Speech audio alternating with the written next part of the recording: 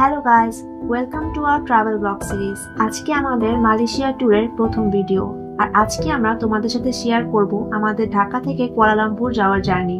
আগেই বলে রাখি, একটা একটা করে আমরা এই ট্রিপের সব ভিডিও তোমাদের সাথে শেয়ার করব, যাতে তোমরাও আমাদের জার্নিটা এনজয় করতে পারো। প্রথমেই আমরা চলে গেলাম হযরত শাহজালাল ইন্টারন্যাশনাল এয়ারপোর্টে।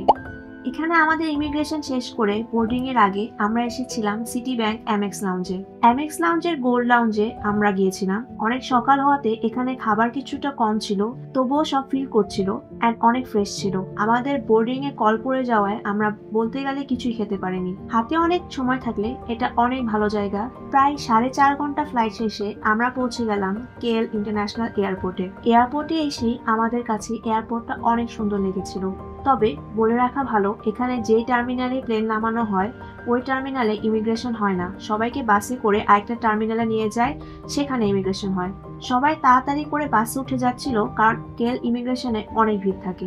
সো আমরা ক্রাউড ফলো করে আর সাইন রিড করে ইমিগ্রেশনে পৌঁছে গেলাম। Immigration officer just itinerary ask করেই সিল দিয়ে দিল।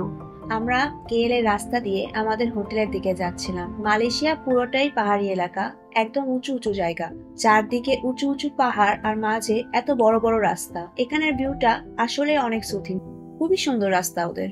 এরপরে হঠাৎ নামলো ঝুম বৃষ্টি।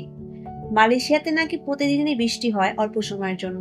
পাহাড়ি রাস্তায় বৃষ্টি দেখতে দেখতে আমরা চলে গেলাম আমাদের হোটেলের দিকে। যখন আমরা শহরের কাছে, তখন প্রায় সন্ধ্যা আর অন্ধকার। আমরা দেখছিলাম রাতের কুয়ালালামপুরের সৌন্দর্য। বিশাল বিশাল বিল্ডিং এখানে। মালয়েশিয়া আসলে হাই রাইজ বিল্ডিং তৈরিতে এক্সপার্ট। যেদিকে তাকাই একটা বিল্ডিং আরেকটা বিল্ডিং থেকে বেশি উঁচা। আমরা দেখলাম পেট্রোনাস টুইন টাওয়ার, যেখানে আমরা পরের ব্লগে দেখাবো আমরা কিভাবে টাওয়ারে উঠলাম। সারাদিন পর ক্লান্ত হয়ে আমরা চলে আসলাম আইবিস হোটেলে। হোটেলটা একদমই কেএল সিটি সেন্টারে। এখান থেকে সবকিছুই মোটামুটি অনেক কাছে। আমাদের হোটেল রুমটা খুবই সুন্দর ছিল আর গোছানো। আমরা বলেছিলাম আমাদেরকে উপরের দিকে রুম দিতে, তাই আমাদেরকে 23তম ফ্লোরের রুম দিয়েছিল। এই রুম থেকে সিটি এর একটা অনেক সুন্দর ভিউ পাওয়া যায়। হোটেল রুমটা খুবই গোছানো ছিল আর এনাফ স্পেস ছিল।